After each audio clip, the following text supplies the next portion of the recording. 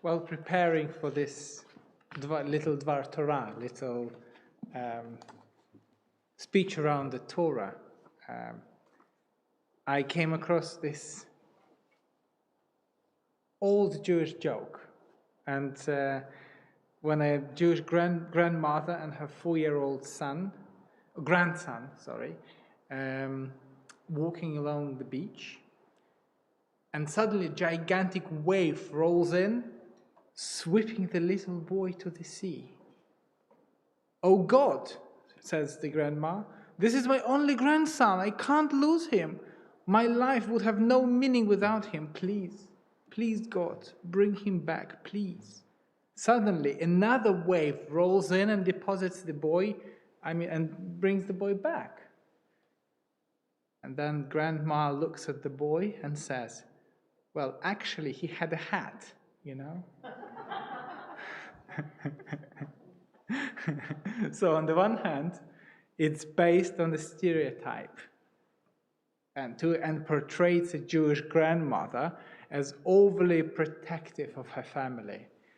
However, the message can be understood in a different way. People can argue. We shouldn't take everything as it is. Never underestimate the power of people, even the Jewish grandma. Have you ever heard of a character in the Tanakh called Og the giant? I doubt you have, because this is such a it's only his name appears, I think, twice or 3 times in the entire Hebrew Bible, and this is not the major character. But the Talmud describes him as an ancient descendant of local people who lived in the land of Canaan. And according to the Torah, this land was inhabited by giants. According to people so large that they could carry mountains on their shoulders. Huge, huge giants. Here is what this week's Torah portion has to say about this particular giant. Og, king of Bashan, was the last of Rephaim. Rephaim was the land, some of you may have remember when the 12 spies were sent to look whether the land was good or not. They came back with a report and they said, "Oh, this land is full of giants." So this is the land where they went, the Rephaim. So about the Og, his bed was decorated with iron or strengthened with iron, probably to say that he was so heavy that the wooden bed wouldn't be enough, iron bed. And was more than 9 cubits long and 4 cubits wide. So 9 by 4 cubits is roughly 4.5 meters by 2 meters. So quite a large person, or 13 by 6 feet. Og was the king of a powerful province in what is today the Golan Heights, the land of Bashan. Does it mean that Torah believes in giants? Well, we don't really know. Torah says that there were giants, and some Jewish scholars, take it literally and says, yes, believe there used to be giant people in the world. For example, one midrash in Talmud tells a story how Og, this king, wanted to throw a mountain at Israelites.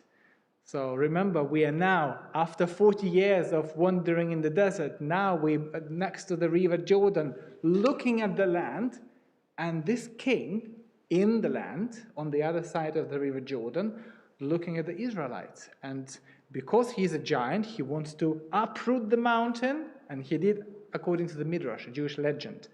He uprooted the mountain and was carrying it to the Israelites under his head. But God sent ants, little insects, ants, which bore a hole in it, and it fell on his neck. Rav Kook reads this story, this Talmudic legend, metaphorically in his interpretation. He says, as a king, Og measured achievement as a function of power and material gain. He was deeply irritated to see small, tiny nation, Israel, weak and powerless, whose only strength was its elevated spirit, which, to be honest, was their strength, but they had nothing else. They only had spirit. They only had a good morale. The fall of Og, the acclaimed strongman, portrays the message that mere physicality and muscle are unequipped to bring humankind to its victory. Material strength will indeed be victorious, but for a short term. Physical fortitude is also susceptible to shatter by most attacks from natural forces. And this is Rabbi Kook's reading of ants, of insects, because even though you can be strong, but nature will always be even the strongest of us. Small forces can bring, even small forces can bring down and destroy even the tallest and strongest. Then all that might fall on his, and that then everything that you built might fall on your neck. That's the way of history, that nations who rely only on brute force will fail. As time flows and history continues, that their force and grandeur becomes a trap and weakness. The addiction to desires of physical nature will eventually drive people against one another, and eventually primitive desires will consume physical sturdiness. That was Rabbi Kook's reading of this. They say that history is written by victors, and that a nation wins a war. When a nation wins the war and becomes the dominant power, it has the right to present its own version of history, of story, and make it the official line for future generations. That's what we tell one another.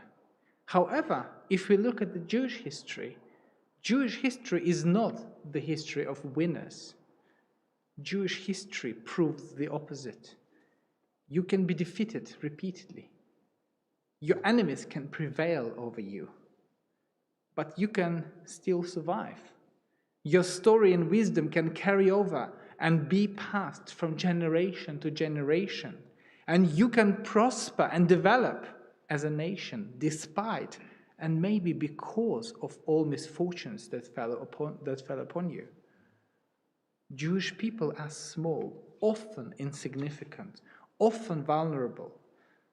We are an example of the fact that you should never underestimate others and never underestimate yourself as well, however small and insignificant.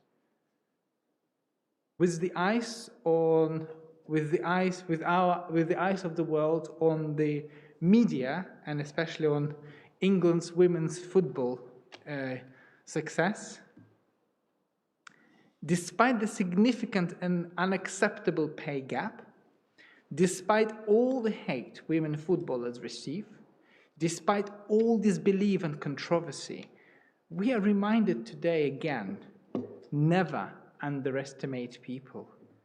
Never give up when others don't believe in you, and never stop your dreams and your hopes. Shabbat Shalom.